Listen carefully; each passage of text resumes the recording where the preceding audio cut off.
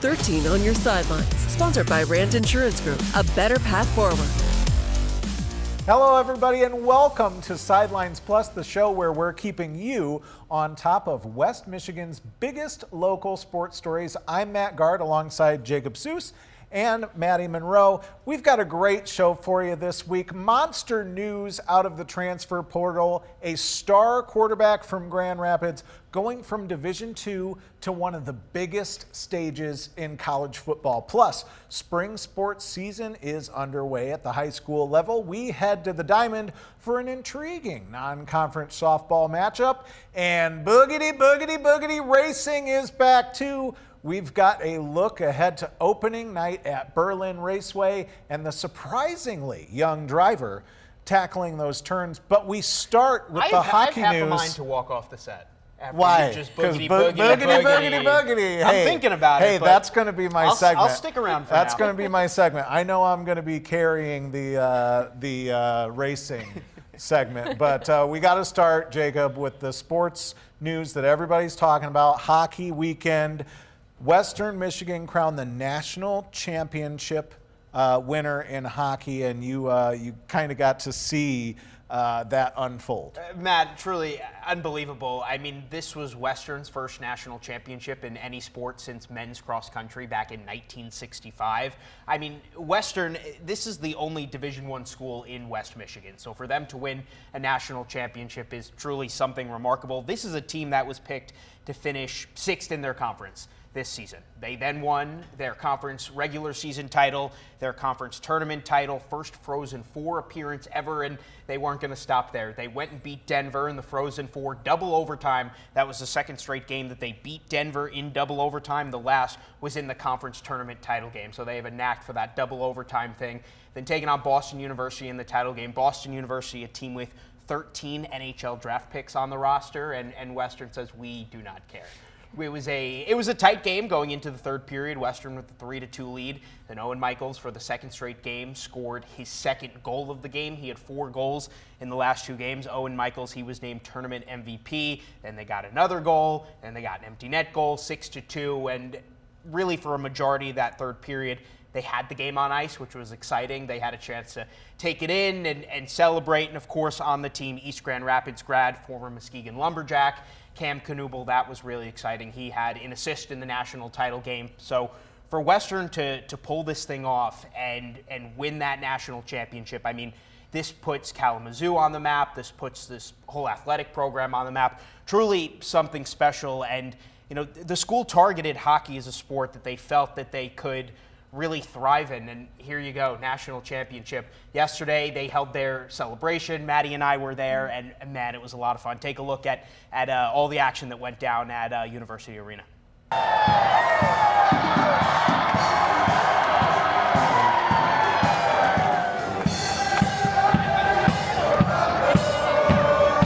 And we are the national champions! Just let the words roll off your tongue. National champions. The feeling is like nothing I've ever felt before. We believe that from day one, and it took a lot of work and a lot of effort from a lot of people. More importantly, it took belief. I'll remember the players. That's what it's all about, and the dedication and the effort they gave every single day. He's from right here in West Michigan. Cam Knuble! Super proud to represent Western Michigan University today, and I'm proud. I'll be proud of that for the rest of my life. We're enjoying the moment. I told our guys to lean in and enjoy it. There's ups and downs to every year. Glad we could bring it to Kalamazoo in the state of Michigan. I love being a Bronco, and this has been the best year of my life.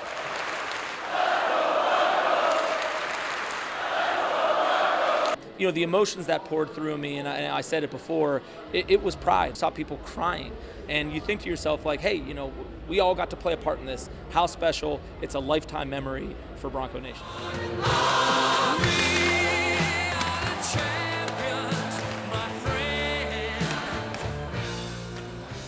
awesome environment in there, Maddie. The Lawson Lunatics showed out in full force. Thousands of people there. What was that atmosphere like? Yeah, you know, as soon as they started to get out of the limos, you could just feel the energy in the room. It felt like the temperature had risen to about 20 degrees in there. Everyone was screaming and yelling and chanting "Go Broncos." The atmosphere was just incredible, and you know, the team was so excited to be there. Coaches were so excited to be there, and you know, we got to talk to everybody a little bit afterwards. And you know, they kind of said it a lot, but the pride that they have to be able to bring this to a place like Kalamazoo is just an awesome experience for them.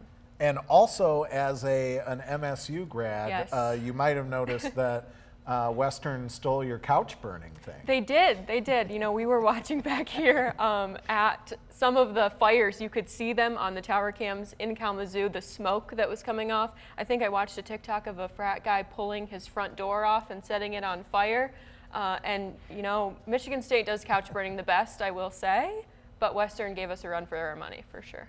It was really cool also, you guys, seeing G-Fed, the TikToker. He does the walk-on challenge where he goes to these college football stadiums and sees if he can not break in, because he's not jumping over anything or anything like that. He's trying to literally see if he can get through open doors. He is a Western Michigan grad, and he stayed almost 2 hours after the national championship game, got to hold it. So, you know, a lot I touched it yesterday when no one was looking. Did you? I just did a little finger touch. Is that frowned upon? When nobody, I don't know. I felt like I was doing something wrong, but I had to touch it. Okay, anybody who's watching this, you are in on the secret. Jacob didn't do that. Touch the trophy. Since we're talking hockey, we also want to take this time to honor one of 13 on your side's very own. Now that the Detroit Red Wings are done for the season, longtime TV sports anchor John Keating calling it a career. Keating grew up on the east side of the state, but moved to the Grand Rapids area to attend GVSU. He worked here at 13 on your side, where he used his radio name, Steve Knight, to report on sports. From there, he moved to Denver in 1985, where he spent about a decade before landing back in Detroit, becoming a sports fixture in the Motor City. All told, he spent 45 years in broadcasting, and when his retirement was first announced, it was reported that Keating was looking to make his lake house in Grand Haven his permanent home after the season. So keep your eyes peeled if you're out on the lakeshore. You never know when you might see a Michigan sports icon. And Maddie, you're a Grand Haven native, and before we started, you are telling me a little bit about, you know, he's just an icon in Grand Haven. Absolutely. Growing up there, you know, everybody kind of knew who he was, recognized him when he was around. And, you know, my parents grew up watching WZZM and watching him, and so a lot of our early sports broadcast moments, some of our favorites, are from him. And so it's cool to see that he's, you know, making his permanent spot in retirement in Grand Haven, for sure. Very cool. John, enjoy your golden years. Congratulations on your retirement. He won a national championship in Big Rapids, and now Forest Hills Northern grad Trinidad Chambliss has his sights set even higher. When Sidelines Plus returns, we'll tell you where he's headed next season.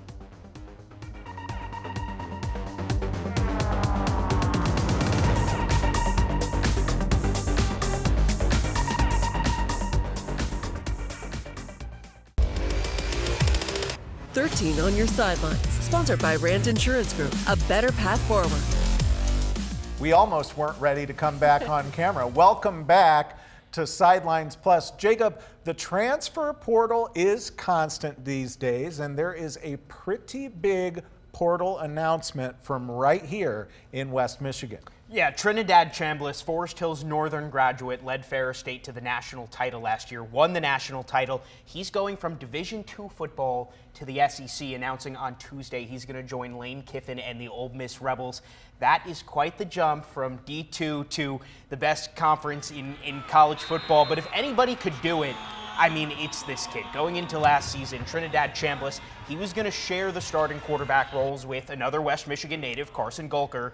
Gulker got hurt, second game of the season, out for the year. There you go. Reins are for Chambliss the rest of the year, and man, he was spectacular.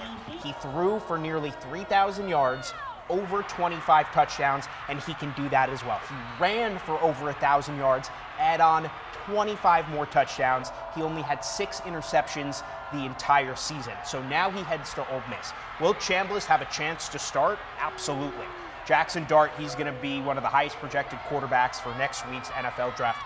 He's gone. Ole Miss is looking for a new guy. Austin Simmons, that's a name you might have heard. He was the Rebels' backup quarterback last year, got into a few games, didn't impress, went into spring ball this year with the Rebels as the starting quarterback. But, you know, if I had to take a guess, the fact that they went on the portal and felt that they needed to get another guy, you know, maybe they're not sold on Simmons as the starter. Chambliss has 2 years of eligibility left, so he's going to spend that in Oxford. The possibility to see him start an SEC game, I mean, that's thrilling. And it just goes to show there's no problem going D2. Go D3 if you need to. If you go and do what you need to do and play good ball, and no matter what sport you're going to play, the right people will find you. And here you go. Chambliss now going to the Ole Miss Rebels. Now, this is the second West Michigan native that I can think of that started out at the lower levels, like you mentioned. Isaac Tisla from Unity Christian went to Hillsdale College, then made the big jump to Arkansas. So it's really cool to see, Jacob. But back to Chambliss, you're an SEC guy.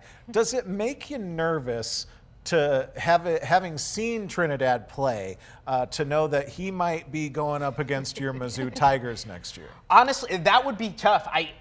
I think I might be rooting for Chambliss. Just we've gotten to get to know him. I mean, he's a special kid on and off the field, and he dominated the GLIAC. Obviously, going from the GLIAC to the SEC, that is night and day. It's a whole different ball game now. But his ability to throw and run, I mean, he's got a cannon. You saw it there. I mean, he's fast as lightning. I'm excited to see if his game translates.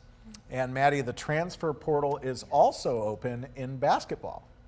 Yeah, Matt, and after 1 year at Michigan, Grand Rapids Catholic Central grad Fat Brooks is transferring. Brooks played in 15 games as a freshman, earning just over 3 minutes of playing time per game. He was a 33% three-point shooter, and he shot nearly 78% from the free throw line. His season high for points was just 4 back in November when Michigan beat Cleveland State 101-53. Brooks was a 3-star prospect coming out of Grand Rapids Catholic Central, where he was named Michigan Mr. Basketball in 2024. During his initial recruiting process, Brooks received offers from several schools, including Michigan State, Western Michigan, Oakland, and GVSU. But it's not clear who's going to add him to their rosters this time around.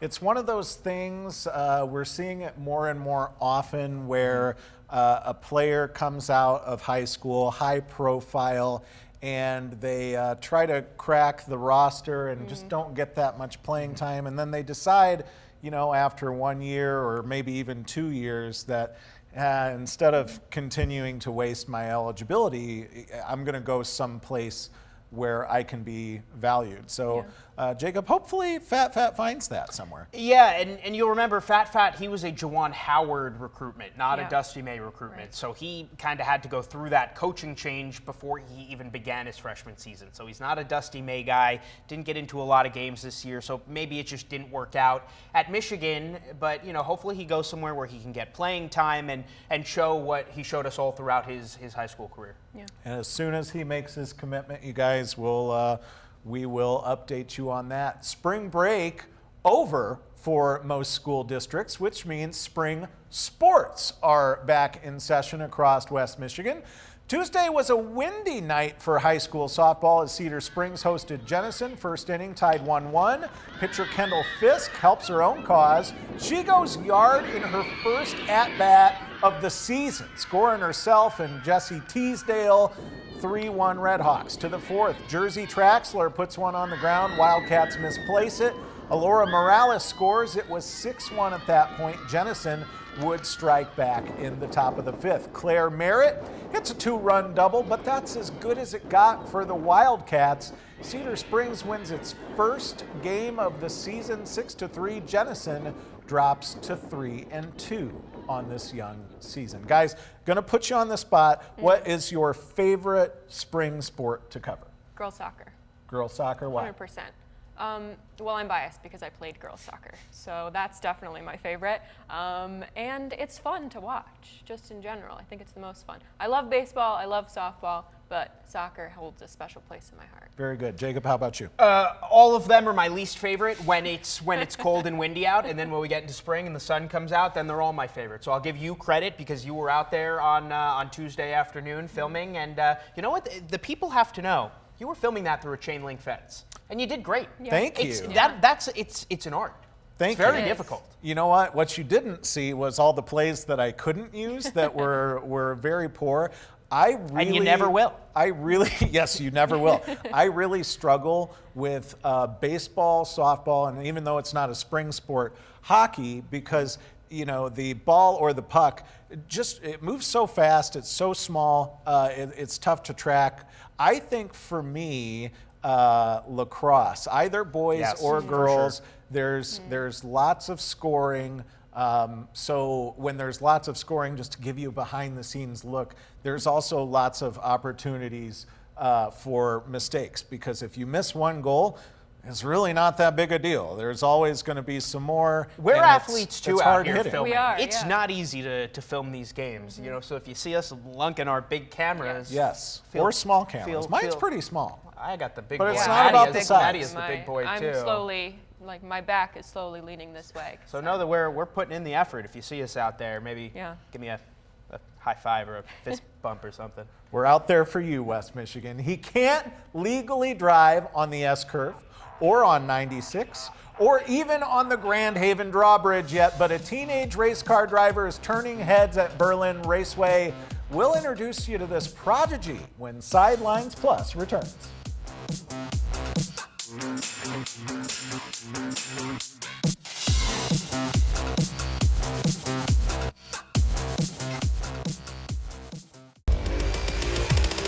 "13 on Your Sidelines", sponsored by Rand Insurance Group, a better path forward. Welcome back to Sidelines Plus. It's almost time for West Michigan race fans to start their engines. And Jacob, I know you didn't really like the way I started the show with the boogity, boogity, boogity, but we've got racing coming up. Yeah, practice number 1 at the Berlin Raceway is in the books. This is the 75th season of the Berlin Raceway. Practice number 2 comes your way on Saturday. Then on April 26th, the season will officially open when the short track hosts the Berlin Icebreaker. That day, gates open at 2 p.m. with a happy hour that runs until racing starts at 4. The first 75 adults will get a free ticket valid for May 3rd, May 10th, or May 17th. There's also going to be live music after the races. I'm excited. Last year was my first year experiencing Berlin Raceway, and I'll be the first to admit I am not the biggest racing fan in the world, but man, I got into it. It's passionate people out there. The stands are filled every night. They have their money-making races throughout the year. You see some of the best drivers that the sport has to offer. Yeah, we've got Carson Hocevar. He's in here in this video. Eric Jones. Those guys are both Michigan natives. They make a lot of trips back to Berlin Raceway. But it's not just the Michigan guys. William Byron, who is the current NASCAR points leader, he has raced at Berlin Raceway. Josh Berry, who has also won a race this year at the Cup Series level, he's also raced at Berlin. So this is one of the nation's premier short tracks, and it is really cool, you guys, to see all these big names, especially if you're a NASCAR fan like myself. They come and they enjoy this track. They enjoy the Money in the Bank and all the big races. So yeah, really looking forward to what the 2025 season has to offer. And Maddie, one of the drivers that we could be keeping an eye out for in a few years is somebody who maybe you wouldn't expect. Yeah, a Michigan teenager is turning homework for horsepower. 13 on Your Sides, Alexis Dumergine shows us how his passion for racing revved up at the starting line. Right here, this is the starter switch. Most 14-year-olds are busy with school, sports, and social media, but not Tyler. He's found his rhythm on the racetrack. Since I've been racing since I was 6, quarter midgets. Quarter midgets are small race cars, low to the ground with just enough speed to catch a young racer's heart. But Tyler's graduated from that. but it was definitely a jump from going from that to this. Tyler isn't your average teen. This is the spoiler. I think we'll be running with these in a little bit here. While others are cruising their bikes or playing online games, he's strapping into a fire suit, gripping the wheel, and going full throttle. Yeah, it's want everything as tight as you can. I got into this because I grew up watching a lot of NASCAR, and my brother found this track. Actually, I was right close to our house, like 15 minutes, and it was Waterford, and we did like a test and tune practice in the quarter midget, and ever since then I loved it. So how did it feel? That love turned into a passion, and it's a passion backed by plenty of practice, dedication, and support, especially from someone in the stands every race day, his dad. He's continued to put the work in. He's shown year over year progress and improved, and I'm confident that he's done well. He can handle it. From tiny tracks to bigger dreams, Tyler is racing towards a future fueled by speed. And he's only just getting started. Alexis Machine, 13 on your side. Very cool for Tyler. You guys ever been in a ride-along in a race car? I haven't, but here's my one burning question. When he turns of the legal age, does he have to take his driver's test? I mean, probably. Why? I don't. What? Yeah, I mean, you would think they would just give him the license right now. Right? He's probably a better driver than me on the obviously road. drive, yeah. Yeah, he's probably got to learn how to not speed. That's a good point, and I don't know if you could parallel park in that thing, but oh, it'd be tough. I think having not been a racer myself, I think at a track like Berlin, it's not the speed that's going to get you, because it's a short track, so it's not like Daytona where you're going 200 miles an hour.